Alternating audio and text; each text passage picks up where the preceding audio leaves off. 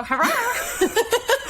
Raquel is determined to find a new tag because we don't know what day you're going to be experiencing this show. So we can't say it is Tuesday like we used to. And so now we have been testing. And when I say we, I have not. Raquel has been testing different introductory phrases, none of which are impressive at all.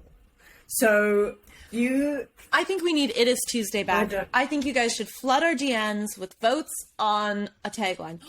Can you flood our DMs with a vote on a tagline? We can talk about this later. But speaking of experiences, I do want to introduce you to Matt Neutra, who is a very dear friend of mine, who I met online. I met online. That sounds like everyone in the last year and a half. I met them online. I still haven't met him in human form because pandemic.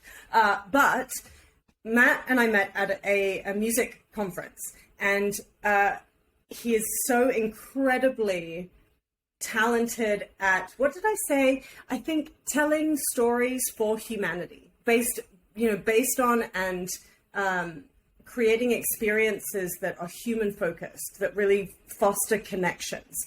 And this is an episode about connection, about relationships, about mentorship. My favorite quotes are, innovation is about failing quickly and cheaply. Wait, don't give it all away. But I want you to understand why you should be listening to this, why this is important for you. Christina. No, this is what we need to do. We need to realize that overnight success is not overnight. And Matt really walks us through all of these things. And I'm really excited, whether you're in the tech sphere, whether you're in the music sphere. We really focus a lot on artists for this conversation. So if you're a creator, a content creator, or you're selling a product or service that requires you to use social media and technology, this is the episode for you.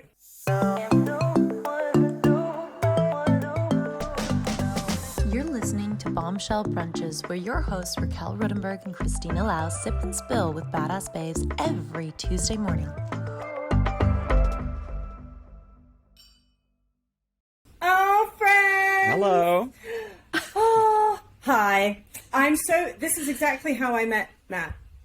Was actually at Music Tectonics, and there was they called it like a 5 minutes speed dating to like network event, and you'd like virtually get thrown into a room with another person, and I spun around, and I was like, this was my first one. I was like, I'm just gonna click the button, and it just click the button, and it's like a little roulette, and you end up with a person, and the first person one of the first people that showed up was Matt Neutra, and I said, hi, Matt Neutra, and he was like, hi, Christina Lau, and we just had a moment, and I was like, well, now we're friends. And that was almost a year ago now. Crazy. And we stole a digital boat together. Yeah. Shout out to Dimitri for setting up so many of those things, Rock, Paper, Scissors, the event company, for setting up that conference. And we've been friends ever since. So I'm so looking forward to having this chat. Not as much, though, as Raquel, because Raquel has apparently spent an eternity finding out everything she possibly can. Well, it was this about morning. Matt Neutra. But I'm a fast researcher. I dug. She dug. I'm flattered. So this is Matt. Matthew Neutra has been at the bleeding edge of immersive media, experience design, and digital signage for over a decade and a half.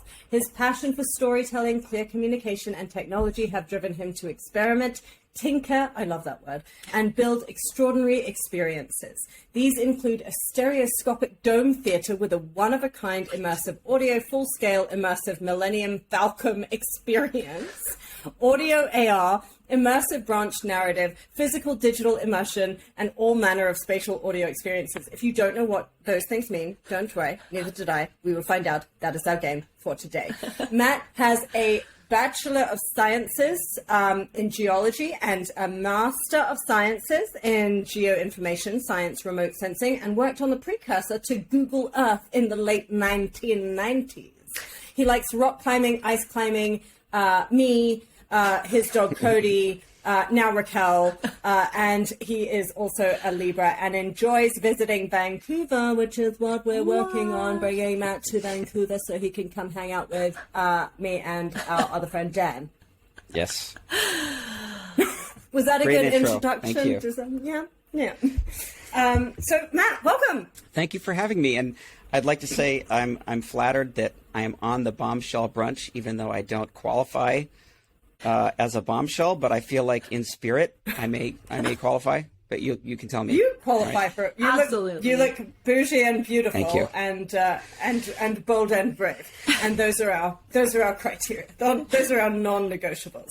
And one of the first things I actually noticed about you was your wonderful bombshell-esque glasses. Yes. Yeah. So Tell us about these glasses. So these are Bose Frames. They're audio sunglasses. They have audio built into them, and you can create all kinds of interesting experiences with these. And I'm, of course, wearing my Bose headphones. So being a Bose person, I've got a lot of Bose stuff floating around the house. But all of it is sort of,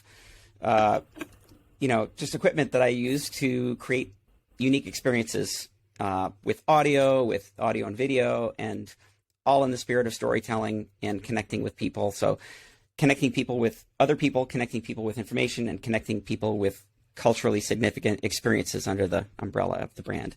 And I should say that, I'm speaking here on behalf of me.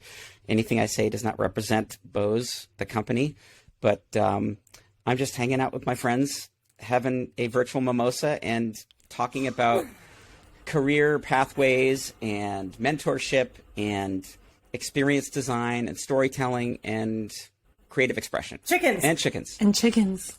And chickens. Yeah. Matt has chickens. Yeah, but mostly creative expression. Yes. And then chickens. Yeah. So tell us, okay, so what does an audio experience innovation designer do? And how did you navigate from a career in geology to working at Bose? I'll give you the elevator version because I don't want to put you guys to sleep. I started out as a field geologist, graduated with a geology degree, and worked in the environmental business for about 5 years, and ended up doing a lot of work with GPS and global positioning systems and mapping, and found myself really gravitating. Pre-Google stuff. Yeah, the cool stuff, and gravitating towards technically hard things. Just, maybe I'm a glutton for punishment, but, in the early days of GPS, it was super hard to use, and I ended up doing a lot of map making in the course of doing my field studies. And, looking back on it, it was all about sort of telling stories with pictures. What is happening in the world, where are things relative to each other. And then eventually I decided I needed to go back to school. I went back to school and got a master's in Geo-information Science and started working in the mapping. Wait. Yeah. Why did you decide you needed to go back to school? Because I ended up doing all this stuff, but I needed to know more, and I wanted to be better at that, and I wanted to sort of, I guess, take my skills to the next level, and maybe even spend more time doing that stuff. So if I stayed where I was, I would have been doing field geology, but using maps as sort of a fun thing to do, but it wasn't something that I could legitimately say, okay, this is my job. So I always find myself at these crossroads, and I'm like, okay, what am I interested in right now? And a lot of times it means I have to go back and learn something new. And that's actually, little star career pathway moment. When you find yourself being passionate about something, it's time to steer the boat a little bit towards that passion. And so throughout my career, I found myself doing something like, wow, I really like this. And in that moment, I decided to up the ante in that space and learn more about mapping. And so it was a 3-year program. I blasted through it in 2 years, got out of school, and then got a job at a mapping company in Cambridge, Mass, making flood maps for the Federal Emergency Management Agency and making maps for the Postal Service and some military stuff. And in the middle of that, probably about a year and a half into that, Monster.com showed up on the scene. I was like, oh, that's a new thing. Let me throw my resume on Monster.com. And one of the ways I got through grad school was by doing motion graphics and animation as sort of a paid hobby. So I freelanced as a sort of a motion graphics person. And But wait, sorry, where did you learn those skills? Those are very specialized skills to just have, like, aka, in my back pocket, I also was an animator. So my brothers and I used to make Super 8 movies, and when video came out, we made video movies. So we were basically amateur, filmmakers, lots of pyrotechnics. And so I've always, and as a musician, I've always recorded music. So even when I was studying geology and studying all these other things, I was also, recording music and editing video and doing storytelling things. And so, this is kind of a common theme in all the things I'm passionate about. It's like telling a story in one way or the other. And so when I was at college studying geology, some of my friends started a company that created a 3D animation software. And so they gave me a copy of the software. I tested it. I did a lot of, animation in the early days just for fun and interest. Is Cody going to be a problem? Barking upstairs? Okay. No. Anyway, so I had those skills in my back pocket. And while I was in school, I was like, okay, how do I make a little bit of money while I'm doing this? And so that's what I did. And so I threw my resume on Monster, and I put down my 3D animation skills and my animation video editing skills, plus all my, real skills like geology and computer mapping. And this, out of the blue, this Israeli company called Skyline sent their recruiter to headhunt me. And they said, we've been looking for someone with mapping experience and 3D experience, and you're literally the first person we found on Monster that has these skills. Would you be interested in talking to this company? And it's like, yeah, sure. So I interviewed for them. They hired me, and I had this whirlwind 2.5-year tour with this internet startup building digital globe, in the late 90s.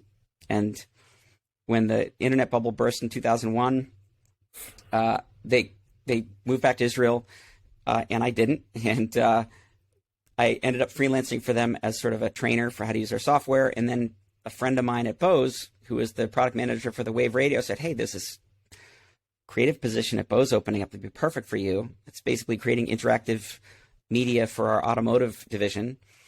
You should apply. And so I applied, and, wasn't as quick as that, but I eventually got a job there through like 9/11, because 9/11 happened. All kinds of crazy stuff happened in between. Wow. And they ended up hiring me, and I've been there for almost 20 years now. And you worked with Dr. Bose, didn't you? So I started as, this multimedia producer and video producer. So I actually worked on all these weird projects. So Bose did this automotive suspension system in the mid 2000s, and I did the press materials for that. And so I worked with the team that was doing that, who was closely working with Dr. Bose. And then I ended up being the guy who would do a lot of the interviews of Dr. Bose. When he, got an award in India but couldn't show up, I'd go up to his office and mic him up and then record, him talking, accepting the award. And so I had kind of unusual, kind of strange access to exposure to Dr. Bose, and he was an amazing person.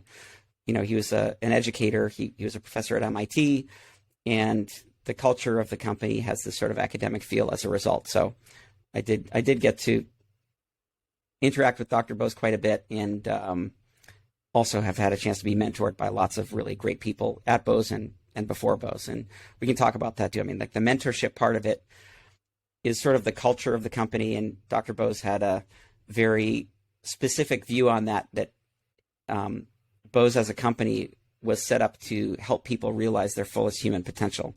And so that has played a big role in influencing how I see mentorship and how I've been mentored, and how I view, career development as personal development, and they're kind of intertwined. How did they create systems for that to work? Because I've heard of other organizations, big global organizations, who want to implement that, but it doesn't always work the way that they're hoping to, because either the mentors are too busy, so they're not really mentoring as much, or however it works, it's just not jiving. What are they doing different that made that work so well? I think it's more of a cultural thing. So I had a mentor at Bose who unfortunately has since passed away, but his he was one of these people who was just incredibly smart, incredibly talented, and incredibly generous with his time. And so I would ask him dumb questions about everything because I'm like, I don't know how this works. And, that curiosity, like I say to my kids, the best student is the one with the right question, not the one with the right answer. And so as a culture, Bose has this ingrained deeply in the culture. And so when you ask somebody a question at Bose, there's not this sense of territory or I'm not going to tell you. It's literally, oh, you're curious, I'm going to tell you. And so mentorship is less about some system that's in place, and it's more about a cultural behavior that drives the way people interact with each other. Does that answer your question? Mm-hmm. Do you think it's because from what I've spoken to you about, Dr. Bose, and your interactions within the organization, I love that it's got a very academic feel, but you've said to me in the past that it really encourages innovation. Like Bose is like centered around, let's try, let's see, and that might be a reflection of, why you're such a great fit for a company that aligns with those same values. But I don't know, I kind of, when Raquel and I talk about how we want to build and grow Bombshells and how we want our team to be supported, we talk often about being the change that we want to see and making sure that we're leading by example, and also being transparent about the failures that we have. Is that part of the culture you don't have to speak on behalf of Bose, but is that part of the culture that draws you to loving what you do within the organization? When you're mentoring people, is that, how do you impart that onto somebody else? So I'll speak generically about that, regardless of where it happens. I mean, sure, it happens for me because that's where I work right now. But generically speaking, innovation is about failing quickly and failing cheaply, and also culturally having culturally setting up a behavior or behaviors that support that, right? So I work sort of in the front end of innovation. So I'm not working on products, but I'm trying to create experiences that our products could deliver, right? And so sometimes that means, doing a Wizard of Oz demo where, there's duct tape and gum involved, and on the surface it looks like something's happening, but behind the scenes it's all kinds of machinations are going on to make that experience happen. So it's about the experience, not about how you did the experience. And so I'll give you an example. So if I wanted to create an experience where you're feeling like you're at a live concert and you're experiencing that live concert through a pair of headphones with spatial audio, I would build that using whatever found parts I could find and present it as though it's a real thing. But behind the scenes, it's there's a guy behind the scenes pulling levers. There's maybe some, like I said, duct tape and gum holding it all together. And you build these rapid prototypes that make it possible for you to deliver the experience to somebody so they can react to it. Because it's not about, oh, look at the widget I made. It's about, look at the experience I'm giving you. And so, Raquel, you asked me earlier about the process of creating experiences or delivering creative moments for people. If it's like music, let's say you're a performance artist and you wanted to deliver an immersive music experience in a gallery in Vancouver. There are lots of ways you could skin that cat. And before you ask somebody to pay for that, you need to sort of, first of all, understand what the experience you want to deliver is and define that so that you're not just poking around in the dark trying to find something that's, valuable to people. You really want to say, I want a person to have this experience in this place in this way, and then you work backwards from that and break it down into the work that you have to do to make that happen. And so I have this sort of 3-step process for experience design that starts with define the experience. What are they going to see? What are they going to hear? What are they going to smell? What are they going to touch? What are they going to feel? And you write that down and you say, this is what's going to happen to the person when this is successful. And you also describe the character, who am I delivering it to? Is this an executive? Is it, the unwashed masses? Is it, kids? Is it, who is it? who you're communicating, know your audience. Like if you're creating a presentation for somebody, you have to know who your audience is first. So know your audience, define the experience, and then reverse engineer that to say, what do I need to do for them to feel this? What do I need for them to do to hear this? So in the, I know Christina's, involved in the music industry in Music BC. And so think about all these artists who are stuck at home and they have to think of new ways to connect with their audiences. That's an innovation. So there's kind of two things you can deal with. You define this experience, and then you can ask the question, is this a production worthy thing? Can I go to a record label or a music studio and record it and deliver it? Is there a process to do it, or is there not a process? If there's not a process, it's a prototype, which means there's more work to do. There are questions to answer, and there's unknowns to, iron out. And so, all of that is in the service of communicating with people. And you can take known paths like record an album, or you can take unknown paths like have some crazy immersive experience in a park. Which is what Matt and I are talking about doing once I get my shit together. Right. I think that's amazing. And actually, who I heard saying a similar thing was an interview with the founder of Netflix. Yeah, Jeff Hastings. Reed Hastings. Yeah. And it was such a good episode. And he was talking about just that with the rapid prototypes. He said when he mentors people, that's the first thing that he says is, have you tried it? Have you tried the business? He said the first thing they did was take these DVDs, throw them in an envelope and mail them, because you have to know how expensive this is going to be. So if you scale it, you need to know. Mm-hmm. I guess it's the same with the immersive experiences. Yep. You need to know the outcome. You need to know where this is going, and then you need to kind of hodgepodge it together for a first go at it and see what you can make happen. I love that. Yeah, I think that's really cool. Yeah, so Anthony Wood, who's the founder of Roku, did a really interesting thing when he partnered with Netflix. So at the time, I was actually working with Roku at the time when that was going on. And, Netflix knew that they wanted to go digital. So they had two things going on simultaneously. One was they were still delivering DVDs to people via the mail, but they hired Roku to build a streamer, a set-top box. And this is, 2007. And so Netflix, if you can read the history of what happened with Netflix in that moment, but there were some moments where their investors were not happy with what they were doing because they were raising the prices. They were doing all kinds of interesting things, but they were testing the waters. They were basically breaking things. And, they had some bad moments on the way to where they are now. And now they're, massive, massive success. And, people think that, these companies just popped out of nowhere as successes, but, overnight success takes 10 years. I mean, that's just the way it is. When I was working with a great team of people at Bose to build up our digital signage capabilities, working with Roku before the Netflix thing happened.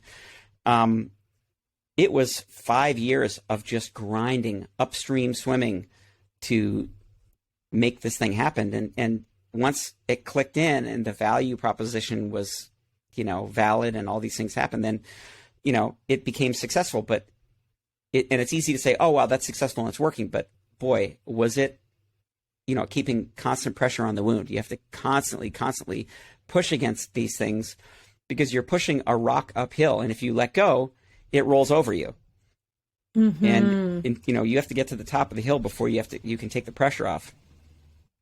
And 5 years is a long time to stay dedicated to something that's going uphill.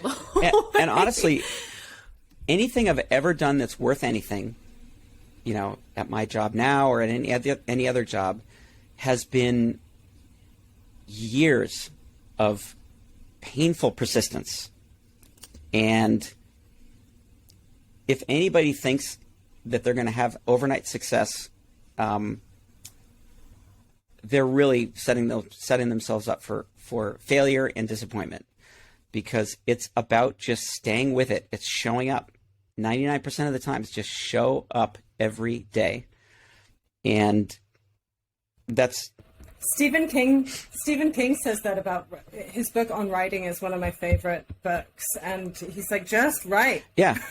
If you want to be a writer, just write. write 10 pages a day, write 20, 30 pages a day, but get up and write. And if they're terrible pages, they're still pages. You just have to do the work in order for the work to happen.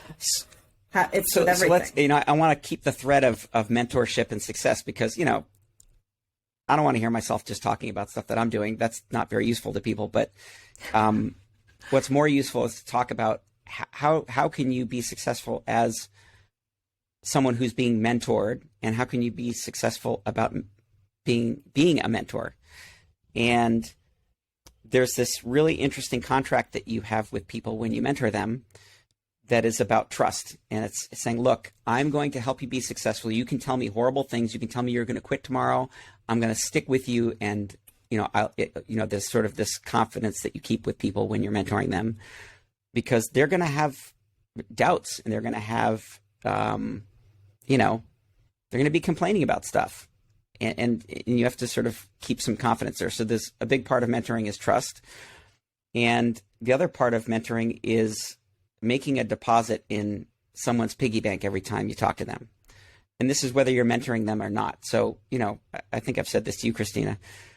When I interact with people, or when I mentor people to interact with people, I always say, every time you meet with somebody, make a deposit in their piggy bank. Because it doesn't cost you anything to give of yourself. It doesn't cost you anything to be generous. And it sets up a dynamic with that other person where they're more likely to connect with you and want to help you and want to share what they know with you. And that's, a really core component to that contract that you have with people when you're either helping them or someone's helping, you're being helped by somebody. I'm really curious how much of your design thinking came from your family background. So can you give us a bit of a outline of your family background, what your grandfather did, and let us know a little bit about how that might have set you up to be an innovative thinker and design thinker? Yeah. So my grandfather was a pretty famous architect, and he was actually a pretty amazing PR person. He managed to get himself on the cover of Time magazine in, I think it was 1949, which is, crazy. And he actually had a laminated miniature version of that in his pocket, and he would whip it out every once in a while. But that, as a kid growing up, my parents were divorced, and my dad was in California, and I was here on the East Coast in the Boston area. And I would go out to California in the summers. Is that going to be a problem, Cody? Yeah.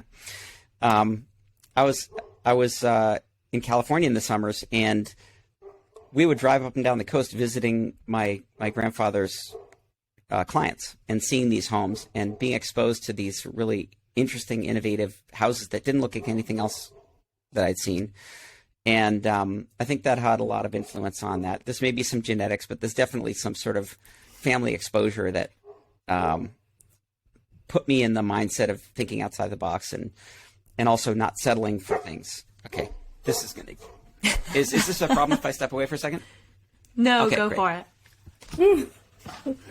I was actually just looking up Richard Neutra. And so for those of you who don't know, Richard Joseph Neutra was a Jewish Austrian-American architect living and building for the majority of his career in Southern California. He came to be considered among the most prominent and important modernist architects. If you haven't looked up some of the houses that Richard Neutra designed, they're just absolutely incredible. And Raquel, you said that your grandfather was an architect as well. About that.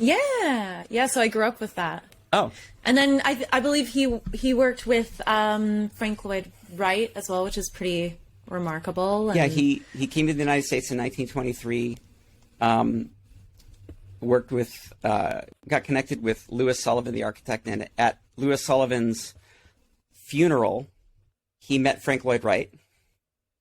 And I think he had already been introduced to him at that point, but he ended up working at Taliesin West for 9 months and then moving out to California and sort of making a name for himself on the West Coast. But all that, having that family background sort of, maybe put me into a different mindset in terms of design. And I've always been kind of a tinkerer. and my brothers and I used to build stuff. And my brother Justin, who's kind of a genius, both of my brothers are way smarter than I am. My brother Justin and Brendan and I used to, we would make movies and we would record music, and we built our own casting forge and broke up a VW engine block and melted it down to create, castings. It's like stuff like that. But that's like creativity was encouraged. So I was telling Christina before we started and before you jumped on that my grandfather is an architect and my Oma is an interior designer. So I grew up with all of that all around me as well. All of the architecture books, you name it, the interior design. And I had that similar childhood where anything I wanted to do creatively was like, go for it. Didn't matter what kind of a mess I made. It didn't matter what I had to touch to do it. Awesome. It didn't matter if I wanted to build something, didn't know how to. Just go for it, try it, fail at it, do it. And I think that level of design thinking makes you more courageous to take those big leaps. Yeah, definitely. And I grew up in the 70s and 80s where it was like, the era of the latchkey kid. So we would come home and just run wild until 6 o'clock, until there was adult supervision. So there was all kinds of craziness going on in our backyard. I mean, it was, there were things on fire. There was, crazy experiments. There were, near death experiences. It was all there. Near death experiences. We used to, make these pyrotechnics for our movies and put firecrackers under our shirts on top of magazines with blood packs to make squibs for our movies. And, it was complete and utter mayhem. So many things could have gone wrong. And they did. I mean, there were moments where, blood was shed and, eyes were potentially poked out. It was kind of mayhem. But, and I actually feel bad for kids these days who don't have that freedom and who have just ridiculous structure around them, and they can't just be bored. Yeah. Being bored is the best. Bored. Yeah. Boredom. I used to say that to my grandma all the time. I'd be like, I'm bored. And she would look at me. She goes, bored people are boring people. Oh, that's so funny. It would kill me every time. Yeah. I'm not boring. Okay, so I want to know, when you're talking about creating immersive experiences, I'm trying to think of brands that we know, people who are starting companies, people who have a service or who have a product that they're selling, and they want to create immersive experiences. What should they start thinking about? Take someone who's never been in the world that you are. What are the first steps that they should think about when they want to create an experience for someone? All right, so let's use musicians as an example, because this is the next population that's going to have to learn this new skill. So Apple has announced spatial audio with head tracking in their AirPods Pro. They've announced spatial audio in their music services, which will be turned on. I mean, it's going on now, but they'll add head tracking to it in the fall. And Apple TV supports head track spatial audio, so you can look at your iPad and turn your head and it sounds like there are actual speakers around you when there's just headphones in your ears. So if you're a musician right now and you want to prepare yourself for this oncoming future, what do? Well, there's sort of three pillars of creating immersive experiences that a musician or artist should be concerned with. The first pillar is the creation of content. So how do I create it? The good news is that, Logic Pro and Pro Tools have Logic Pro will, I think in the fall, have Dolby Atmos capability. So that's a format of audio that's being used for spatial audio. And right now it's sort of a boutique thing to do where there's maybe, 60,000 creators out there in the world who really understand spatial audio and are doing it right now. In the fall, that number will probably jump to 2 million people who have Logic and people who have access to these more accessible tools. So the prosumer, home musicians will have access to spatial audio. So the first thing that a musician needs to know is, what tools do I need to, what software and what microphones and whatever do I need to have to make immersive experiences. In other words, create sound that's more than just in front of me in stereo, but is wraps around my head and maybe is a little bit more interactive. That's the first thing, is sort of keep your eye on what's going on with Apple and Dolby, because those are the people sort of defining how to create stuff. The second part is, go ahead. Wait, Matt, does that mean, like, I mean, I'm not a producer, I'm not an engineer, and I'm not technically savvy. Is that, when you say the artist, do you mean someone who's just who's a songwriter and not an engineer? Both. So like right now, the engineers know how to do that, but in 6 months, artists will have access to tools that'll help them do that. And so if you're, like you record stuff at home, Christina, right? So there may be a moment where you're like, oh, no, I just we're like a demo. Like right now, you would make a stereo demo, right? But in a year, you'll probably be able to make a demo that's spatial, and there'll be tools available to you. So, if I'm giving advice to an artist today, I'd say, all right, start paying attention to spatial audio. Maybe, if you have a pair of AirPods Pro and you have Apple Music, listen to spatial audio and hear what that sounds like. And that medium is going to be different than stereo. So think about the transition from mono recordings in the, 40s and 50s to stereo recordings in the 60s. All these producers and artists had to figure out, what do I do with that new paintbrush, right? So if you listen to, it's actually really funny. If you listen to any recordings in the early 60s, you'll hear people figuring out what to do with the panning knob for stereo. They're like whip panning, drums to the left and whip panning guitars to the right. And it's sort of like, I don't know if you're familiar with Photoshop. Back in the 90s, they added this lens flare effect, and every freaking graphic you saw had a lens flare in it, because I have the new lens flare. And so, you have a new brush, and so you're splattering it around saying how do I use this? And then eventually it became it jumped the shark, and it was like, okay, lens flares are stupid, but they could be used tastefully if you know what you're doing. Same thing with stereo. The same thing with 5.1 audio when that came about. Same thing with spatial audio, which is about to happen. So, paying attention to how people are leveraging the tools to create art is kind of the first step. And I just want to jump in there as well, because I think I have this conversation in the music industry at large, and Matt and I have had this conversation for so long in terms of careers in media and entertainment. And actually, Music Tectonics was a really great example of, someone who was the keynote speaker who was talking about where entertainment is going. And it really is going back to being entertainment rather than a vertical of music, a vertical of film, a vertical of, so if you are, and same with a creative, being a creative and not just a musician, or not simply in one lane. Not just audio. So you might do audio, video. Audio-based. The consumers are also creators now. And that has been the biggest shift, I think, in the last 5 years.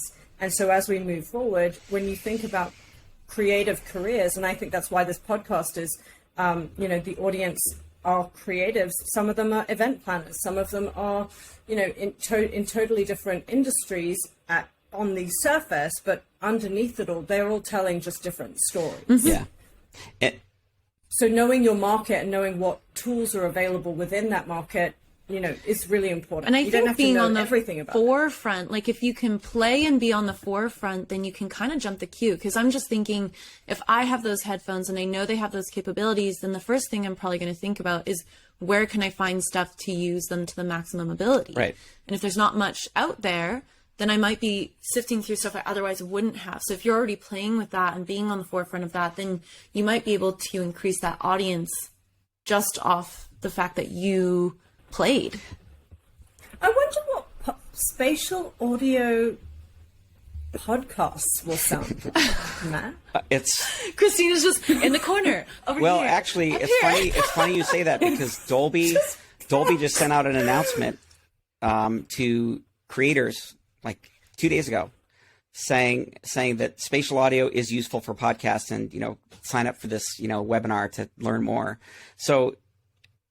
Just gonna go ahead and honestly, it's all and Christina, you've touched on a really important point, which is, it used to be that you had to be an artist as an album creator, or an artist as a performer, or an artist as a, interactive artist or podcaster or whatever. And those lines are being blurred on the media side, but the lines are also being blurred on the consumption side. So the three pillars of create, deliver, and render. On the delivery side, all these like all of Apple services will support spatial audio. Spotify is going to do it. That Tidal is already doing it. Amazon Music is already doing it.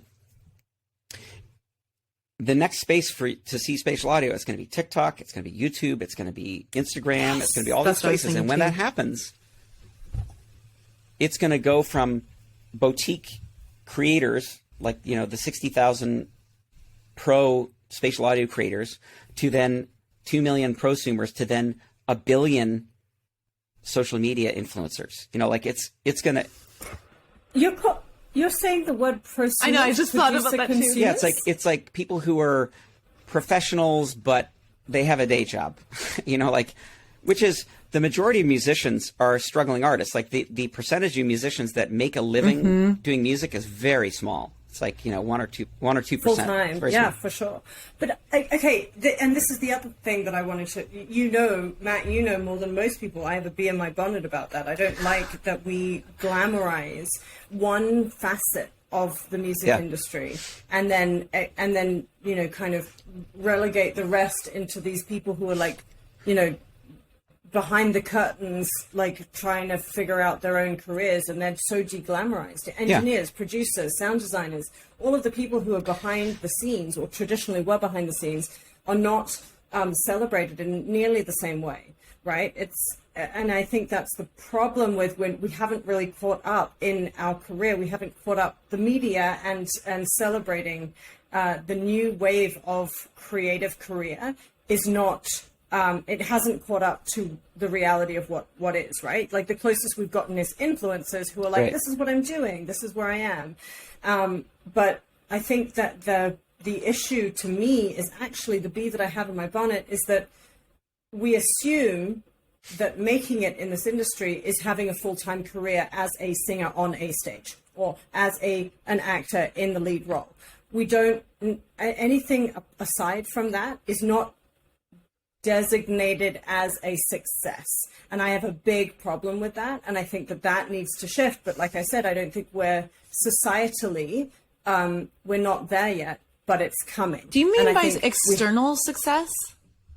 I mean by societal success. So when someone is like, oh, she's made it. Oh, she's, when people say to me, for example, they're like, oh, you're an actor. What have I seen you in? And if I'm not a lead, I can see in their eyes, they're like, oh, but you're not really an actor. What else do you, and then the next question is, what else do you do? And I'm like, okay, 5 years ago, that was annoying. Now it's infuriating because the reality is in Vancouver, there are so many working actors who you will not recognize because they are working as like, I just finished an audiobook. I just did a voiceover for another thing. I'm then doing X, Y, and Z, but unless I am the lead in the stereotypically like conventional successful model that society is celebrating still, it is not. I think it's a lack of knowledge more than anything, honestly, because I think it's, yes, there's like the media piece to it, but I think more than anything is most people, you're in that world. This has been your world for years. This is what you do. This is where you live. So to you, you're like, this is obvious. But I'm sitting here like, I didn't know people could make a living, doing commercials or doing this or doing that. But I think it's not so much about, it could be a lack of celebration too, but I think it's also a lack of transparency. I think people just have no clue what goes on. That's what I mean about it being a societal issue. Yeah. It's a systemic issue, just like representation in film and television is a systemic racist issue. Yeah, and it's there's definitely a shift happening. If you think about, like this podcast, right? You guys are outside of the traditional verticals for media. 10 years ago, this conversation wouldn't be happening. Right? You would be on a major network. You would either have a show or not have a show. You would be on a major label, having an album or not having an album, and you have your indie labels. But there really weren't any other paths. And so think about this like desktop publishing in the 80s, where you had to be a very special practitioner of graphic design to design a magazine before the Mac came out. And then when it came out, everybody could do photography, everybody could do graphic design. And the same thing with web design. You had to have very special skills to make a web page, and then all of a sudden it didn't need to be special anymore, and everybody had a website. Think about audio recording, same thing. Video, like once you had an iPhone and you could record your own, people have made full movies on an iPhone. And so interestingly though, that's just the creation side of things. So creation, delivery, and rendering. So right now you can create and deliver and ingest this podcast with video on billions of devices. And so there's an end-to-end workflow available to you. And so musicians are now in this position where they're on SoundCloud, they're on all these different platforms, and the record labels are losing their monopoly on distribution of music. The same thing's going to happen with immersive experiences. Like right now, if you want to make a VR experience, you have to have some really special skills. If you want to make an augmented reality experience, you have to have really special skills. If you want to make a spatial audio experience, you have to have some really special skills. All that stuff eventually gets democratized. And so if you're a creator and you're broadly thinking and forward thinking enough, you can say, all right, what mediums can I take advantage of to tell a broad story to an audience? So, whereas 10 years ago, I make an album, I sell an album, I connect with my audience through an album, and then I tour to support the album. That's like the way you did it. Now it's, I make an album, I can release it on SoundCloud, I can tour, I can tweet, I can Instagram, I can do all kinds of things. And so the canvas is stretched much wider, but it's interesting how people aren't connecting the dots with those canvases to make this one continuous canvas for their audience.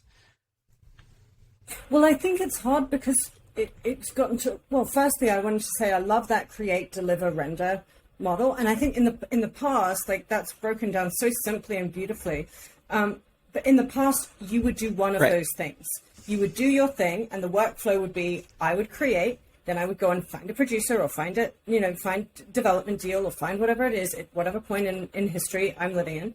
And then someone would package that all up, do the thing, and then someone else would render it all. You'd send it to an engineer, mastering, all of those things, put it into the package, and then, send it off into the world. And now it's become this huge, and this is with all creative entrepreneurs as well. You have a product or a service.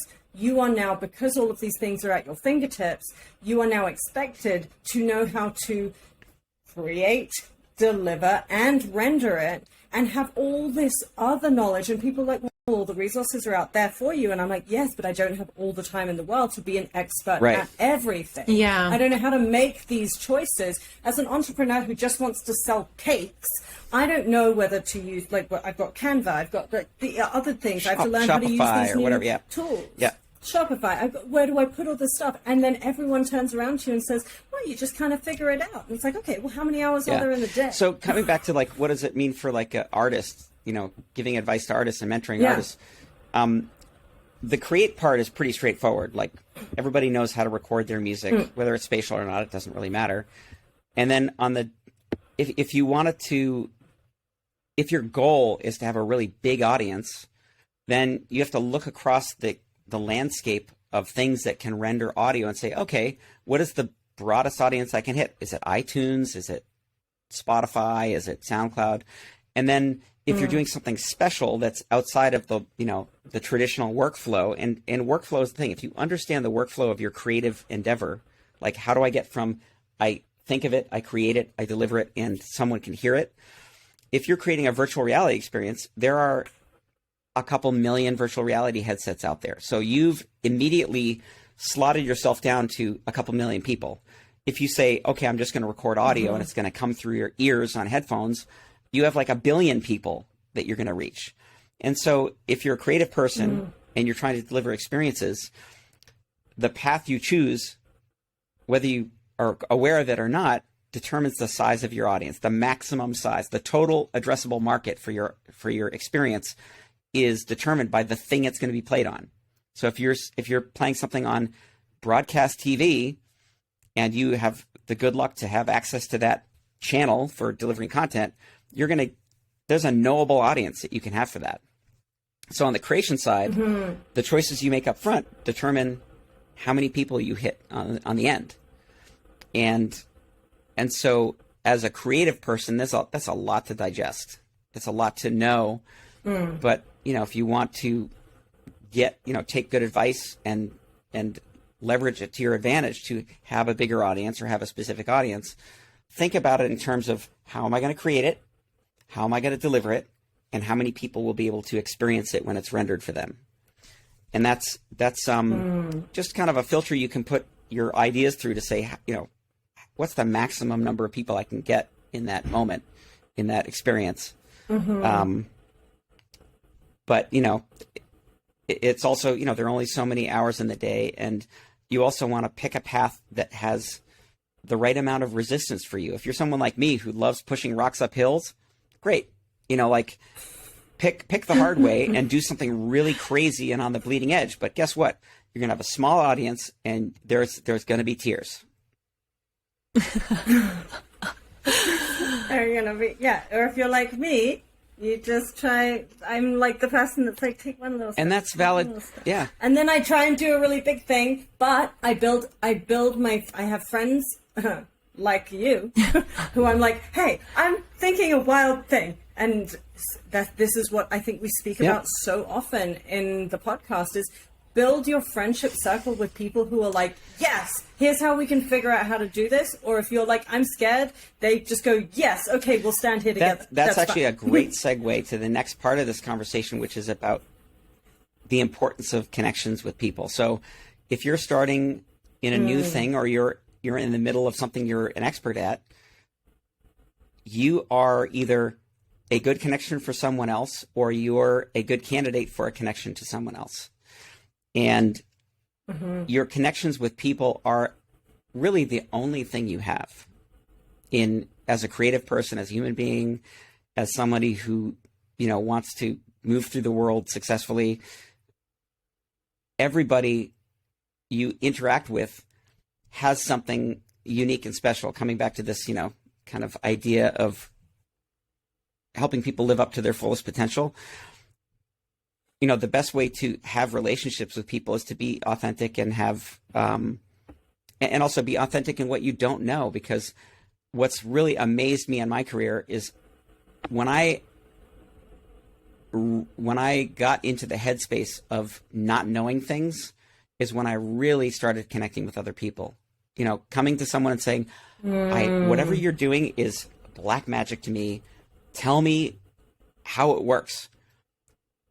9 out of 10 times, the person you're talking to will be absolutely thrilled to share their special knowledge about what they're doing and how they do it.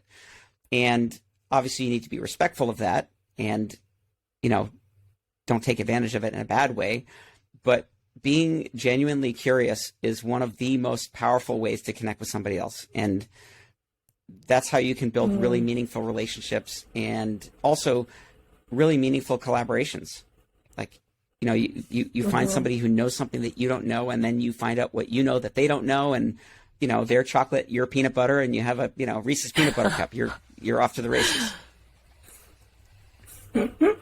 I couldn't agree with that more. I've been thinking so much recently. I was just on Salt Spring in quarantine. Yay. So I had about 2 weeks on an island by myself, for the most part, with my partner. And I was thinking about bombshells. I was thinking about what we're doing with it. And that was one of my big realizations. I was thinking about how communal humans are meant to be. You're kind of go back a few hundred years, and we're all meant to grow up in these small communities where you know everybody and you have these deep connections and you help raise each other's kids in some communities, depending where you're from. And, it's very interwoven. And then we had kind of this digitization and globalization where we all spread out and moved around, and then I think a lot of us lost that deep connection. And now what I see are communities popping up everywhere. So it's almost like your chosen community. So if you would have a couple hundred years ago been this black sheep of your community and been kind of isolated. Now you're in a position where you can actually find your people, you know, and explore and have deep connections with people who are like-minded, who have different ideas, who you can grow with and support you. So I couldn't agree with that more. I think that is really hands down the way forward, is that curiosity piece for everything, for innovation, for connectivity, community. And how that affects your success as an individual. You know, it's kind of the stone soup scenario where, you know, everybody brings a different ingredient to the pot. And if you think about the, you know, the digital experience that we're all, especially, you know, given the nightmare of COVID that we've all been going through, there's something that really has percolated to the top, which is these technologies. Like, I'm thousands of miles away from you guys, and we're having a conversation and making a connection. And you know, it's how I've never met Christina in person, although, you know, I'm going to be up in Vancouver at some point, and we'll, you know, throw back a martini or a Manhattan for me. You know, the why, like why should technology exist? Why should experiences exist? Is really about the human connection. And if you keep that in mind as a creator, then you're going to be doing meaningful things. In other words, if you do things because, oh, I just learned this new whiz-bang technique on the computer, who cares, right? That's not special. One thing I can say to creators, and as a creator myself, I always start with what human need am I meeting or satisfying by doing this thing? Is it I'm connecting you with somebody or connecting with other people? Is it that I'm giving you information you don't have? Is it I'm giving you a cultural experience that takes you out of your own culture? And in virtual reality, for example, the experiences, and I've seen so many virtual and augmented reality experiences, it's kind of mind-numbing. But the ones that are meaningful to me are the ones that put me in someone else's shoes and help me imagine what it's like to be somebody else. Like, those are the most powerful ones. Help me to see things from a different perspective, or put me in a position that I would never otherwise be able to be in, like stand on the surface of Mars, or, you know, conquer my fear of heights, or whatever. You know, like there are a lot of fluff BS experiences that are out there that are kind of tweaking technology and kind of pulling the technology lever. It's like, you know, shiny object experiences that don't really have any purpose or meaning. But if you can craft an experience whose goal it is to elicit an emotion, or elicit empathy, or elicit connection, then your chances for success are far better than if you're just, you know, going through the motions and, you know, panning audio hard left and right because you just got a panner knob. You know what it reminds me of was that movie Avatar? Is it called Avatar? So there was like 3D, and everyone was trying to do 3D, and it all was kind of shoddy, and you would wear these glasses, and it was kind of dizzying, and maybe the odd thing popped out. It was like 2 or 3 things popped out in the whole movie, and then Avatar came out, and it was just super tasteful, emotional, tasteful, glorious experience where you were transported to a new world. Right. I mean, people went to see that 3, 4, 5 times. It was just that was the difference. You were creating an experience. So and that's a technique. You know, that's sort of the lens flare. You know, that's the post lens flare moment where, you know, 3D was like, oh, poking you in the eye with a sphere. You know, like, it's like, don't bother, right? It's like, okay, you found the panner knob. Congratulations, you know.